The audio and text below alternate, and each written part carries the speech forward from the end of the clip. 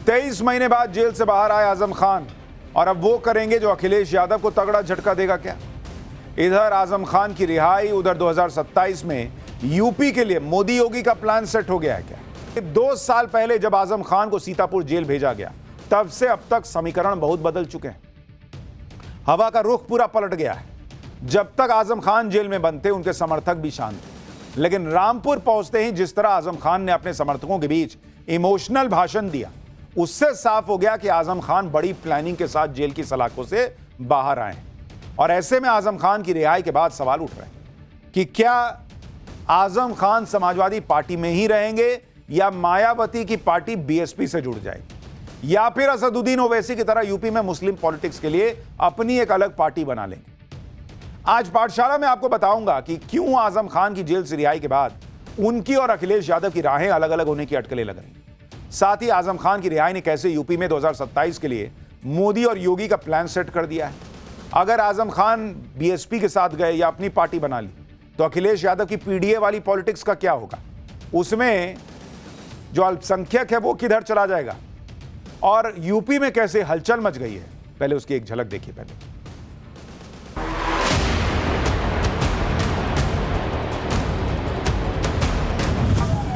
पत्ता पत्ता बूटा बूटा हाल हमारा जाने है। समाजवादी सरकार बनने पर जितने भी झूठे मुकदमे लगे हैं आदरणीय मोहम्मद आजम खान साहब पर, वो सब वापस लेने का काम सरकार में होगा। बीजेपी का उनके जेल जाने में और बीजेपी का उनके जेल से निकल जाने में कोई हाथ नहीं है।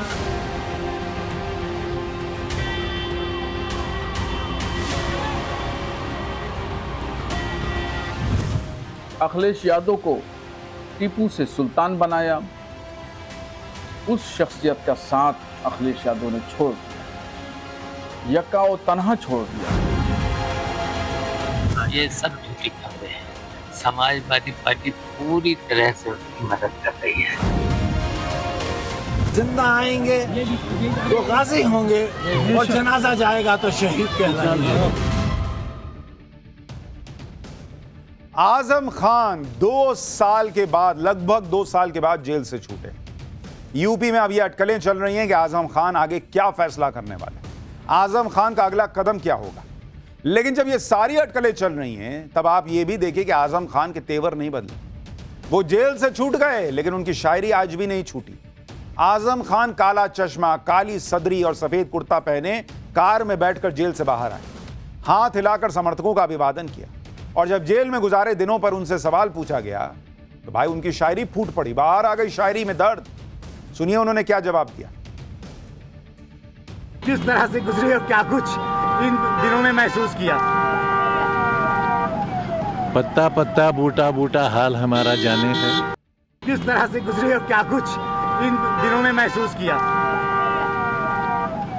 पत्ता पत्ता बूटा बूटा हाल हमारा जाने है। बात करने के इसी अंदाज, इसी शेर व शायरी के लिए आजम खान जाने जाते हैं। साल 2022 में भी जब करीब 27 महीने बाद जेल से रिहा होकर आजम खान रामपुर में अपने समर्थकों के बीच पहुंचे थे, तब भी उन्होंने खुद को गाजी यानी एक योद्धा के तौर पर पेश किया था। आजम खान का वो बयान भी आपको सुनाता हूं, फिर आपको बताऊंगा कि आजम खान अब आगे क्या करने वाले हैं और यूपी की पॉलिटिक्स में उसका क्या इंपैक्ट पड़ने वाला है। मालिक तो है, लेकिन जमीन पर इन चीजों को ये मुकद्दर भी संवारने वाले लोग थक जाएंगे, जनाजा जाएगा। और इसीलिए आप जब लोग मिलने आते थे तो हम कहते थे कि जिंदा आएंगे तो गाजी होंगे और जनाजा जाएगा तो शहीद कहलाएंगे। जिंदा आ गए हैं तुम्हारे बीच, गाजी हैं, जिंदा आ गए हैं। हम आपके सामने जिंदा खड़े हैं, ये मौजज़ा सा है। बेशक हमें जहाँ रखा गया था, वहाँ अंग्रेजों के जमाने में उन कोठरियों में उन लोगों को रखा जाता था जिन्हें अगले 2-3 दिन बाद फांसी दी जाती। बेशक हमारी गिनती ज्यादा, बेशक महज और अगर इसे एहसास महसूस नहीं करोगे तो हमारे जैसे न जाने कितने लोग आएंगे और मायूस होकर चले जाएंगे। सीतापुर में तो कड़े सुरक्षा इंतजामों के बीच आजम खान जेल से रिहाई के बाद ज्यादा कुछ नहीं कर पाए। लेकिन अपने गढ़ रामपुर पहुंचते पहुंचते आजम खान का जोश हाई हो गया। रामपुर से ठीक पहले आजम खान कार में बैठे बैठे पुलिस वालों को हड़काते नजर आए। आजम खान ने पुलिस वालों पर बिना वजह उनके काफिले के पीछे चल रहे लोगों को परेशान करने का आरोप लगाया। सुनिए आजम खान कैसे पुलिस वालों से भिड़ गए। फिर आपको बताऊंगा आजम खान की रिहाई से क्या अखिलेश यादव का तनाव बढ़ने वाला है।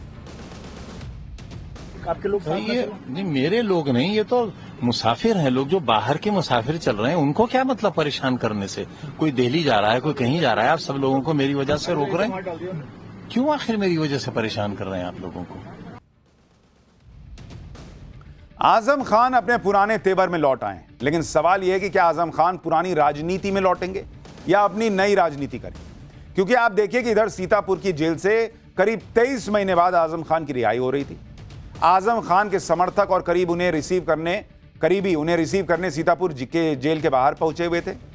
लेकिन ठीक उसी वक्त सीतापुर से महज 93 किलोमीटर की दूरी पर समाजवादी पार्टी के अध्यक्ष अखिलेश यादव एक टेलर शॉप का उद्घाटन करने में बिजी नजर आए। अखिलेश यादव चाहते तो आजम खान को रिसीव करने चले जाते या उनके परिवार का ही कोई नेता आजम खान को लेने चला जाता, लेकिन ऐसा नहीं हुआ। कभी सपा के फाउंडर मुलायम सिंह के करीबी रहे आजम खान को रिसीव करने के लिए मुलायम परिवार का कोई सदस्य सीतापुर गया ही नहीं। जिसके बाद यह सवाल उठने लगे कि क्या सपा ने आजम खान का साथ छोड़ दिया है? क्या जेल से रिहाई के बाद आजम खान समाजवादी पार्टी छोड़ देंगे? क्योंकि आजम खान के बीएसपी में जाने की भयंकर चर्चा है, अटकलें लग रही हैं। खुद आजम खान ने भी इस चर्चा को खारिज नहीं किया। सुनिए उन्होंने क्या कहा इस पर। क्या एक अनुमान लगाया जा रहा है कि बसपा ज्वाइन करेंगे, इस तरह की अफवाहें पूरे प्रदेश में फैल रही हैं आपको लेकर? अब इस पर अभी कुछ कह तो सकता नहीं मैं। क्या अखिलेश यादव से किसी तरह से कोई बात हो पाई आपकी? जेल से बात नहीं हो पाती है। तो अब सियासत में किस तरह से आजम खान आएंगे? अभी तो इलाज करेंगे, अपना सेहत ठीक करेंगे, उसके बाद सोचेंगे क्या करना है। अब यह समझना भी जरूरी है कि आजम खान के जेल से रिहाई के बीच उनके बीएसपी से जुड़ने की अटकलें क्यों तेज हो गई। बीते दिनों सूत्रों के हवाले से यह खबर वायरल हुई कि आजम खान की पत्नी तंजीम फातिमा ने दिल्ली में बीएसपी प्रमुख मायावती से मुलाकात की थी, जिसके बाद यूपी में मायावती की पार्टी के इकलौते विधायक उमाशंकर सिंह ने कहा कि आजम खान अगर बीएसपी में शामिल होते हैं तो उनका स्वागत है और इससे बीएसपी मजबूत होगी। इस बीच ये अटकलें भी तेज हैं कि 9 अक्टूबर को लखनऊ में होने वाली मायावती के मेगा इवेंट में आजम खान बीएसपी में शामिल हो सकते हैं। और आजम खान के जेल में रहने के दौरान उनके करीबियों ने सपा में उनकी अनदेखी होने के कई बार खुलकर आरोप लगाए। कहा गया कि अखिलेश यादव ने आजम का वैसा साथ नहीं दिया जैसा देना चाहिए था। पिछले साल लोकसभा चुनाव के दौरान भी अखिलेश यादव पर रामपुर और मुरादाबाद जैसी सीटों पर आजम खान की सलाह को अनसुना करने के आरोप लगे। खुद एक बार आजम खान से मिलने सीतापुर जेल में पहुंची उनकी पत्नी ने भी कहा था कि अब उन्हें सपा से कोई उम्मीद नहीं। आजम खान की पत्नी ने क्या कहा था आपको याद दिलवाता हूं। आपको ये प्रॉब्लम है कि नहीं कि लोगों को मिलने आना चाहिए, आजम खान एक कद्दावर नेता रहे? देखिए, हमें किसी से कोई उम्मीद नहीं है। कोई उम्मीद नहीं है? सपा से आपको कोई उम्मीद नहीं है? मतलब किसी से भी नहीं उम्मीद है तो सिर्फ अल्लाह से। आजम खान की जेल से रिहाई के बाद जिस तरह उनके अगले कदम को लेकर अटकलें लग रही हैं, वो अखिलेश यादव और उनकी पार्टी की टेंशन बढ़ाने वाली। क्योंकि आजम खान ने अगर अखिलेश का साथ छोड़ दिया तो अखिलेश के उस पीडीए फॉर्मूले की हवा निकल जाएगी जिसे वो 2027 के विधानसभा चुनाव में बीजेपी के खिलाफ बड़ा हथियार बनाने में जुटे। और यूपी के चुनावी गणित की बात करें तो आजम खान का असर यूपी के मुस्लिम बहुल जिलों में रामपुर, मुरादाबाद, अमरोहा और संभल में अच्छा प्रभाव माना जाता है। इन 4 जिलों में मुस्लिम आबादी कुल आबादी के 40% से ज्यादा है। आजम खान के इस प्रभाव को अखिलेश यादव भी अच्छी तरह जानते हैं। इसलिए आजम खान के सपा छोड़ने की अटकलें तेज हुई तो अखिलेश यादव और उनके चचा शिवपाल यादव डैमेज कंट्रोल में जुट गए। अखिलेश यादव ने अपने पिता मुलायम सिंह यादव के साथ आजम खान के रिश्तों की याद दिलाई और कह दिया कि यूपी में सपा की सरकार आई तो आजम खान पर लगे सारे केस हट जाएंगे। वहीं अखिलेश के चाचा शिवपाल यादव ने तो आजम खान के बीएसपी में जाने की अटकलों को बेबुनियाद बता दिया। अखिलेश यादव और शिवपाल यादव दोनों को सुनिए एक बार। खबरें चल रही थी कि आजम खान साहब बसपा के नेताओं से संपर्क। देखिए, आदरणीय आजम खान साहब समाजवादी पार्टी और समाजवादी पार्टी के संस्थापक नेताजी और हम लोगों के साथ और भारतीय जनता पार्टी का मुकाबला करने पर आज से नहीं न जाने कब से सबसे बड़ी भूमिका उनकी और समाजवादियों की रही है।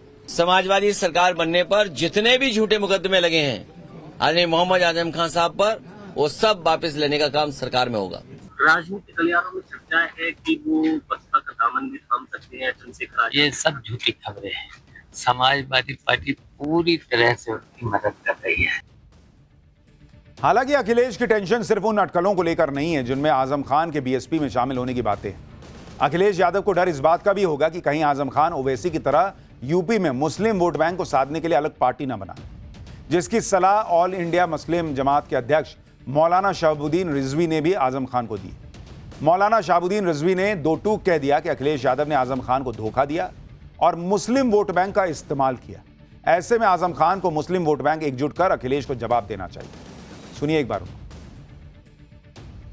अखिलेश यादव को टीपू से सुल्तान बनाया, उस शख्सियत का साथ अखिलेश यादव ने छोड़ दिया, यक्का और तन्हा छोड़ दिया। इस मुश्किल घड़ी में उनके परिवार के साथ में अखिलेश यादव को साथ में खड़ा रहना चाहिए, मगर उन्होंने कतई साथ नहीं दिया। एक बार भी लखनऊ से सीतापुर जेल में मिलने की जहमत गवारा नहीं की। इसलिए इन तमाम चीज़ों को याद करके 2027 में इसका जवाब देना है। और साथ ही मैं आजम खान साहब को मशवरा देना चाहता हूँ कि वो उत्तर प्रदेश में बिछड़े हुए अपने साथियों को इकट्ठा करें और इकट्ठा करने के बाद सलाह व मशवरा करें और फिर एक राजनीतिक पार्टी का ऐलान करें और पूरे उत्तर। अब यह भी देखिए कि अगर आजम खान समाजवादी पार्टी छोड़ देते तो अखिलेश का 2027 में जीत का सपना कैसे चकनाचूर हो सकता है और बीजेपी की राह कैसे आसान हो सकती है। 2017 के यूपी विधानसभा चुनाव में समाजवादी पार्टी के गठबंधन को मिले मुस्लिम वोटों का आंकड़ा 46% के करीब था, लेकिन 2022 के विधानसभा चुनाव में सपा गठबंधन को मिलने वाले मुस्लिम वोटों का आंकड़ा 79% के करीब पहुंच गया। ऐसे में अगर वोट बैंक आजम खान की वजह से सपा से दूर हुआ तो अखिलेश यादव के लिए मुश्किल बढ़ सकती है। इसलिए वो आजम खान को मुलायम सिंह के साथ रिश्तों की याद दिला रहे हैं और बीजेपी पर आजम खान को झूठे मुकदमों में फंसाने की बात कर रहा है। लेकिन अगर इतना मुलायम सिंह और आजम खान के रिश्तों की याद है तो अखिलेश यादव उनके परिवार का एक आदमी नहीं गया आजम खान से मिलने आज जब वो जेल से छूटे। हालांकि इस बीच बीजेपी ने भी साफ कर दिया कि आजम खान के जेल जाने या उनकी जेल से रिहाई को बीजेपी से कोई लेना देना नहीं है। मुलायम सिंह यादव की बहू और बीजेपी नेता अपर्णा यादव को एक बार सुनिए। बीजेपी का उनके जेल जाने में और बीजेपी का उनके जेल से निकल जाने में कोई हाथ नहीं है। बीजेपी ने कोई ठेका नहीं ले रखा है किसी व्यक्ति विशेष को जेल पहुंचवाने का या जेल से निकलवाने का। पुनः भी अगर वो जेल जाते हैं तो वो उनके कार्यकलाप होंगे, बीजेपी से इसका कोई लेना देना नहीं। पाठशाला में अब अगले चैप्टर का वक्त हो गया है।